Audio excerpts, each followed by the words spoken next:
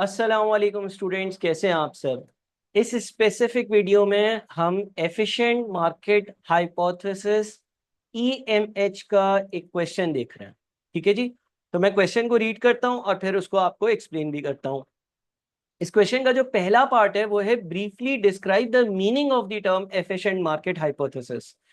इस चीज को मैं एक सेपरेट लेक्चर में भी आप लोगों के साथ डिस्कस कर चुका हूं, लेकिन अगर मैं इस स्पेसिफिक सवाल का आंसर पढ़ दूं तो यहां पे लिखा हुआ है the efficiency of a capital market relates to the ability of the market to price securities quickly and fairly in order to reflect all the relevant publicly available information in respect to each security. Security यानी कि share, और किस तरह से एक security जो है वो अपनी पब्लिक इंफॉर्मेशन को अकाउंट फॉर करती है, केटर करती है और उसके इम्पैक्ट को रिफ्लेक्ट करती है, उसको हम ईएमएच की थ्योरी कहते हैं। Efficient market hypothesis indicates three levels of processing efficiency normally या नेमली, और ये तीनों भी हमने अपने थ्योरी वाले लेक्चर में कवर किया है। एक है हमारे पास weak form, prices reflect all past information, जब कुछ हो जाता है तो ही उसकी रिफ्लेक्शन होती है। Number two, semi strong form, prices reflect all past information and publicly available information. Past और जो पब्लिक को बताई गई इंफॉर्मेशन है वो शेयर प्राइजेस रिफ्लेक्ट करते हैं। और थर्ड है हमारा strong form, prices reflect all past information, publicly available information and inside information। जैसे ही इंफॉर्मेशन का एग्जिस्टेंस हुआ शेयर की प्राइस में वो चीज इनकॉर्पोरेट हो जाती है। There has been considerable research carried out on the topic of measuring market efficiency with varying findings. However, it is considered that capital markets today tend to display semi-strong form efficiency. Generally जो capital markets होती हैं वो एक semi strong form efficiency की तरफ होती हैं। ठीक है जी। ये वो वाला एरिया थ्योरी का जो हम पहले भी डिस्कस कर चुके हैं। अब आता है इंपॉर्टेंट क्वेश्चन, और इसके लिए मैं चाहूंगा कि आप अपने पास कैलकुलेटर्स रखें और गौर से मेरी बात सुनिएगा। पहले हम सवाल को पढ़ते हैं। Kinsale PLC a quoted company on the Irish stock exchange has 5 million shares in issue. पहली इंफॉर्मेशन जो आपने नोट करनी है वो है कि एक कंपनी है किंसेल पीएलसी और उसके 5 मिलियन शेयर्स हैं। Their current market price is €4 पर शेयर। एक शेयर की वैल्यू €4 है, यानी कि 5 मिलियन शेयर्स की 5 मिलियन इंटू 4 20 मिलियन वैल्यू बन गई। ये भी नोट कर लें अपने पास। Bantry PLC another Irish quoted company है 4 million shares in issue currently trading at €10। एक और कंपनी है जिसके 4 मिलियन शेयर्स हैं और एक शेयर की वैल्यू 10 है, यानी कि टोटल वैल्यू 40 मिलियन है। This may be taken as the situation on day zero. और वो कहता है कि इसको आप डे जीरो की सिचुएशन मान लो। लेट से आज डे जीरो है, दो कंपनियां, एक किंसेल है एक बेंटले है। किंसेल के कितने शेयर्स हैं, एक शेयर की कितनी वैल्यू है, बेंटले के कितने शेयर्स हैं, एक शेयर की कितनी वैल्यू है। ये सारी चीजें आप अपने कैलकुलेटर पर अपने रजिस्टर में नोटबुक में नोट कर लें या याद रखें या स्क्रीन को देखते रहें। ठीक है जी। On day three on day three the board of Bentley PLC decided at a private meeting to make a take over bid for Kinsale PLC. यानी कि तीसरे दिन बोर्ड ऑफ डायरेक्टर्स ने ये डिसीजन लिया बेंटले के कि हम किंसेल को खरीद रहे हैं। डिसीजन लिया, अनाउंस किया नहीं, डिसीजन लिया। हाँ। At the board meeting, Bentley PLC's financial director informs her fellow board members that a detailed assessment of the synergistic benefits of the takeover is estimated at having a net present value of 10 million। और board meeting में directors ने एक दूसरे से discuss किया। Directors ने बताया कि जनाब हम जिस कंपनी को खरीदने जा रहे हैं ना वो 10 मिलियन की एनपीवी पे खरीदने जा रहे हैं, या 10 मिलियन का हमें फायदा होगा। ठीक है। अच्छा, बेंटले खरीद रहा है किंसेल को। किंसेल के 5 मिलियन शेयर से एक शेयर की वैल्यू ₹4 थी, यानी कि €4 थी, तो टोटल वैल्यू 20 मिलियन थी। 10 मिलियन का अगर मुझे फायदा होगा तो प्रोबेबली 30 मिलियन टोटल अमाउंट बन गया। सॉरी, 10 मिलियन का फायदा होगा, यानी कि कंसिडरेशन जो है वो जितनी भी होगी देखते हैं, और उससे हमें जो है वो 10 मिलियन का फायदा हो रहा होगा। अच्छा, ये याद रखिएगा कि डे थ्री पर क्या हुआ, the board of Bentley PLC decided at a private meeting. ये बहुत इंपॉर्टेंट है कि ये डिसीजन प्राइवेट मीटिंग पर हुआ है, पब्लिक मीटिंग पर नहीं हुआ। क्या लोगों को जाकर बताया है? नहीं।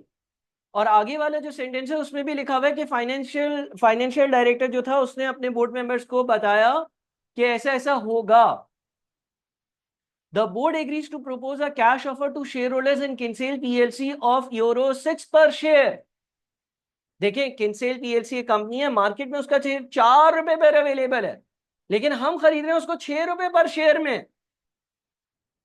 ठीक है। क्योंकि हमें नजर आ रहा होगा कि इसकी इतनी वर्थ है, किसी तरह से हमारे फाइनेंशियल एनालिस्ट ने वैल्यूएशन निकाली होगी, इसकी आगे की वैल्यू, इसके आगे से आने वाले बेनिफिट इससे भी ज्यादा होंगे, हो सकता है। There will be no paper consideration. No paper consideration का मतलब कोई शेयर्स इशू नहीं होंगे, कैश पे ट्रांजेक्शन होगी। On day 6, the board of Bentley PLC publicly announced the terms of their offer. ये बात बहुत इंपॉर्टेंट है कि पब्लिक अनाउंसमेंट डे 6 पर हुई है। पब्लिक अनाउंसमेंट डे 6 पर हुई है, लोगों को डे 6 पर बताया है।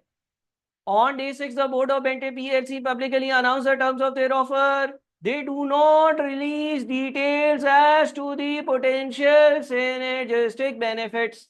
छठे दिन लोगों के पास हम आए, बोर्ड ऑफ डायरेक्टर आया, बोला हम एक कंपनी खरीद रहे हैं, उस कंपनी का नाम किनसेल है, उसके एक शेयर के अगेंस्ट हम 6 यूरोस पे करेंगे, लेकिन ये नहीं बताया कि उससे सिनर्जिस्टिक फायदा क्या होगा, उसको खरीदने से हमारी एनपीवी कितने से इंक्रीज होगी, उसके खरीदने से हमें गेन कितना होगा, बस ये बता दिया हम खरीद रहे हैं 6 यूरो में, दैट्स इट, चले गए वापस।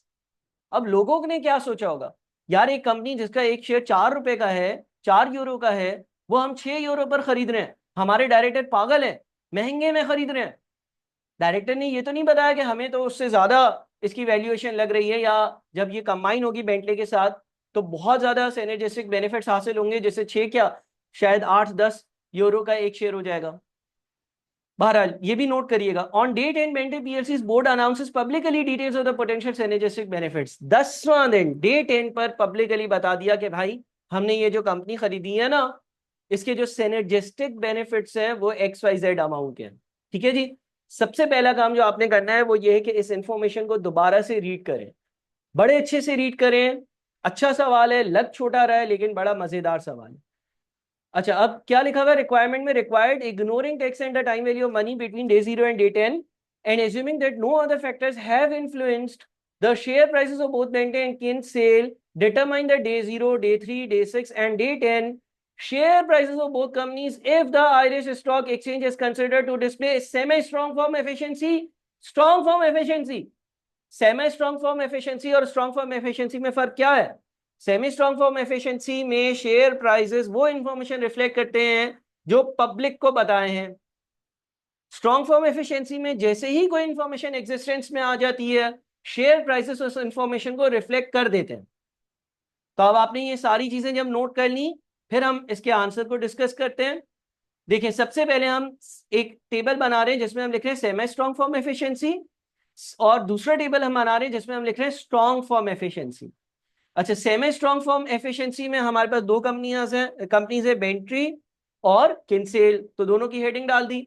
हमें डे 0, डे 3, डे 6, डे 10 की वैल्यूज बतानी है। डे 1 इफेक्टिवली डे 0 ही है, और स्ट्रॉन्ग फॉर्म एफिशिएंसी में भी डे 0, डे 3, डे 6 और डे 10 की वैल्यूज बतानी है। ठीक है जी। हम सबसे पहले डे 0 या डे 1 की वैल्यूज देखते हैं। बेंट्री की 10, किनसेल की 4, चाहे वो सेमी स्ट्रॉन्ग फॉर्म एफिशिएंसी हो चाहे वो स्ट्रॉन्ग फॉर्म एफिशिएंसी हो, क्योंकि पहली बार कोई हरकत डे 3 को हुई थी। तो मेरे ख्याल में ये डे 1 को या डे 0 को समझना 10 और 4 रुपए दोनों केसेस में बड़ा आसान है। इसका एक नोट है, as a proposal was discussed on day 3, the day 1 price of each share of each company will remain unchanged. जाहिर है डे 0 पर तो कुछ नहीं हुआ ना, डे 0 या डे 1 पर तो किनसेल का स्टॉक एक्सचेंज में एक शेयर जितने का था उतने का ही है, और बेंट्री का जितने का था उतना ही है। किनसेल का एक शेयर 4 का था, बेंट्री का एक शेयर 10 का था। डे 3 वाले दिन क्या हुआ? डे 3 वाले दिन डायरेक्टर्स ने मीटिंग करी, बोला भाई हम इसको खरीदते हैं और हम एक कंपनी का शेयर खरीदने के लिए 6 यूरोस पे करेंगे, और हमें जो ओवरऑल बेनिफिट होगा वो 10 मिलियन का होगा, एनपीवी के हिसाब से 10 मिलियन। आप क्वेश्चन को रिविजिट करें, क्वेश्चन को रीचेक करें, आपको पता चलेगा कि 10 मिलियन का टोटल बेनिफिट होगा। ये भी डायरेक्टर्स ने डे 3 को डिसाइड कर लिया था। अब हम आते हैं नोट नंबर 2 पर। नोट नंबर 2, और वो लिंक है हमारे सेमी स्ट्रॉन्ग फॉर्म एफिशिएंसी से। नोट नंबर 2 में क्या हो रहा है? नोट नंबर 2 में semi strong form efficient market है, तो शेयर प्राइसेस चेंज नहीं हो रही है। सर क्यों चेंज नहीं हो रही है? इसलिए क्योंकि सेमी स्ट्रॉन्ग फॉर्म एफिशिएंसी में शेयर प्राइसेस इंफॉर्मेशन को उस वक्त रिफ्लेक्ट करते हैं जब वो पब्लिक हो जाए। डे 3 को तो डायरेक्टर्स ने खुद आपस में बैठकर एक मीटिंग करी थी, इंफॉर्मेशन की एग्जिस्टेंस हो गई थी, लेकिन इंफॉर्मेशन पब्लिक नहीं हुई। इंफॉर्मेशन पब्लिक नहीं हुई है तो शेयर प्राइसेस उस इंफॉर्मेशन को सेमी स्ट्रॉन्ग फॉर्म एफिशिएंसी में रिफ्लेक्ट नहीं करेंगे। नोट नंबर 2 पढ़ते हैं। एज अ proposal was discussed in private on day 3 and the Irish stock market is considered to display semi-strong firm efficiency, the day 3 share price of each company will remain unchanged as the detail discussed is not publicly available। तो मेरे ख्याल में semi strong form efficiency में आपको ये बात समझ में आ गई होगी कि डे 3 पर शेयर प्राइसेस क्यों मूव नहीं होंगी। डे 3 पर शेयर प्राइसेस मूव नहीं होंगी, डे 3 पर जो प्राइसेस हैं वो सेम रहेंगी। अच्छा, अब हम नोट नंबर 3 पर जाते हैं। हम पहले सेमी स्ट्रॉन्ग फॉर्म एफिशिएंसी का टेबल जो उसको एनालाइज कर रहे हैं।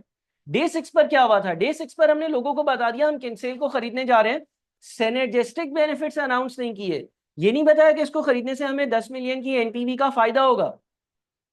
हाँ, हमने लोगों को ये जरूर बता दिया कि इस कंपनी को हम खरीदने जा रहे हैं, इस कंपनी के 5 मिलियन शेयर्स हैं, एक शेयर के अगेंस्ट हम 6 रुपए पे कर रहे हैं, 6 यूरो पे कर रहे हैं, इसका एक शेयर वैसे 4 का है। तो लोगों ने क्या सोचा होगा? लोगों ने सोचा होगा ये तो नुकसान में खरीद रहे हैं, 4 वाली चीज 6 में खरीदी जा रही है, एक शेयर जो 4 यूरो का है वो 6 यूरो में खरीदा जा रहा है, 5 मिलियन शेयर पर 2 रुपए के हिसाब से 10 मिलियन का नुकसान। अब देखते हैं इसकी वर्किंग कैसे हुई है। तो नोट नंबर 3 पर चलते हैं। डे 6 की वैल्यू ऑफ बेंट्रे पीएलसी और यूरोस इंट्रिंसिक वैल्यू ऑफ बेंट्रे। बेंट्रे की अपनी वैल्यू 4 मिलियन शेयर्स है, 10 का एक शेयर हो तो 40 मिलियन हो गई। इंट्रिंसिक वैल्यू ऑफ किनसेल पीएलसी, किनसेल का 5 मिलियन शेयर्स है, एक शेयर 4 यूरो का हो तो 20 मिलियन हो गए। अब ये दोनों जो है वो 40 और 20 मिलियन की वैल्यू रखते हैं, करेक्ट। हमने लोगों को ये बता दिया ना कि हमारी कंपनी जो 40 मिलियन पर है वो एक कंपनी खरीद रही है जिसकी वैल्यूएशन 20 मिलियन है, बट कंसिडरेशन कितनी पे कर रहे हैं कैश में? हम 30 मिलियन। आप देखें ब्रैकेट में लिखा हुआ है 5 मिलियन इंटू 6। तो लोगों ने ये सोचा होगा कि ये तो 10 मिलियन का नुकसान कर रहे हैं, हमारी नेटवर्थ 40 मिलियन है, अब हम 20 मिलियन की कंपनी खरीद रहे हैं 30 मिलियन में। तो इसका मतलब अब 40 प्लस 20 माइनस 30, हम तो आ जाएंगे कितने पे? 40 प्लस 20 60, 60 माइनस 30 यानी कि 30 मिलियन पर आ जाएंगे।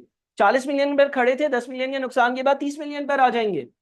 तो ये आपके पास यहाँ पर 30 मिलियन बेंट्री की इंडिकेटिव वैल्यू है। लोग ऐसा इसलिए सोच रहे थे क्योंकि मैंने डे 6 पर ये नहीं बताया कि मैं 10 मिलियन के फायदे पर खरीद रहा हूँ, एनपीवी 10 मिलियन होगी या नेट रिजल्ट ये होगा कि 10 मिलियन का हमें फायदा होगा।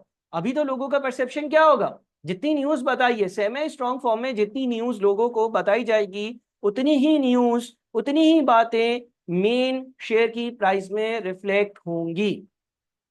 तो यहां पर ये हुआ कि ये 30 आ गया। उसके बाद डिवाइडेड बाय बेंट्री पीएलसी शेयर है 4 मिलियन। 4 मिलियन से अगर आप 30 मिलियन को डिवाइड करते हैं तो 7.5 एक शेयर की वैल्यू आ जाती है। ये आपके पास semi strong form efficient market में डे 6 पर हुआ होगा।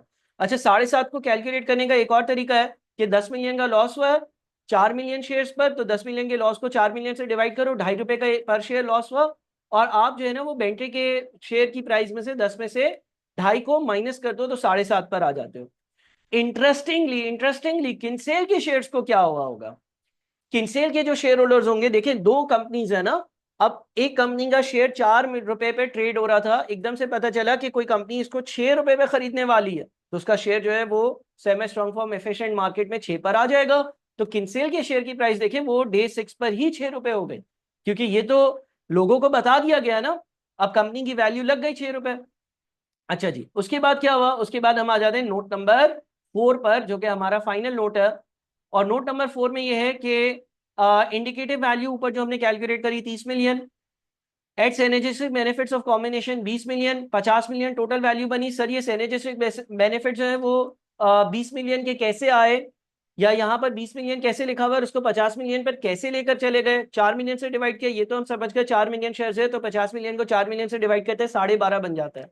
देखिए, हम इस कंपनी को ये जो कंपनी है किनसेल, बेंट्रे वाले इस कंपनी को 10 मिलियन की एनपीवी पर खरीद रहे थे। 10 मिलियन की एनपीवी पर खरीदना या 10 मिलियन का नेट बेनिफिट होगा इस पर खरीदना, इसका मतलब ये है कि हमें 10 मिलियन का फायदा होगा। अब यहाँ पर 20 मिलियन जो ऐड हुआ है ना, वो इसलिए ऐड हुआ है कि एक तो लॉस का रिवर्सल है 10 मिलियन, और क्योंकि आपने ऊपर लॉस बुक किया हुआ है ना उसको भी रिवर्स कर रहे हैं, और एक 10 मिलियन का गेन बुक कर रहे हैं। सर हमें अगर ये बात समझना आए, अगर आपको ये बात समझना आए तो आप इसको यूं भी कर सकते हैं कि आप 40 मिलियन से दोबारा से स्टार्ट करें, आप जो है वो 40 मिलियन से स्टार्ट कर और इसमें 10 मिलियन का बेनिफिट बुक कर लें। आपकी कंपनी की वैल्यू 40 मिलियन थी, आप एक और कंपनी खरीद रहे हैं जिसके अगेंस्ट कुछ कंसिडरेशन पे करेंगे, वो 30 मिलियन है। अगर उसकी एनपीवी 10 मिलियन है, यानी कि उसके नेट बेनिफिट्स 10 मिलियन है, तो 40 मिलियन का फायदा हो रहा होगा, 40 माइनस कंसिडरेशन 30 की, 10 का फायदा हुआ, आप 40 में 10 को ऐड करके 50 पर आ जाए। तो ये 50 मिलियन टोटल बात 4 मिलियन शेयर से डिवाइड किया, 12.5 की वैल्यू आई। अच्छा, अगर आप स्ट्रॉन्ग फॉर्म एफिशिएंसी और सेमी स्ट्रॉन्ग फॉर्म एफिशिएंसी के टेबल को कंपेयर करते हैं ना, तो सेमी स्ट्रॉन्ग फॉर्म एफिशिएंसी में बेंट्रे के शेयर प्राइसेस में 12.5 डे 10 पर रिफ्लेक्ट हो रहा, लेकिन स्ट्रॉन्ग फॉर्म एफिशिएंसी में वो 12.5 डे 3 पर ही रिफ्लेक्ट हो रहा। उसकी रीजन ये है कि जैसे ही स्ट्रॉन्ग फॉर्म एफिशिएंसी में एक इंफॉर्मेशन एग्जिस्टेंस में आ जाती है, तो शेयर प्राइसेस उसको रिफ्लेक्ट कर देते हैं। आई होप कि ये बात आपको समझ में आई होगी। ये एक बहुत अच्छा सवाल है, इसकी हर वर्किंग को देखें, हर चीज, हर क्वेश्चन के सारी टर्म्स को देखें, पढ़ें, सुने, समझें, और अगर कोई मसला हो तो मुझसे जरूर डिस्कस करें। Thank you so much. Allah Hafiz.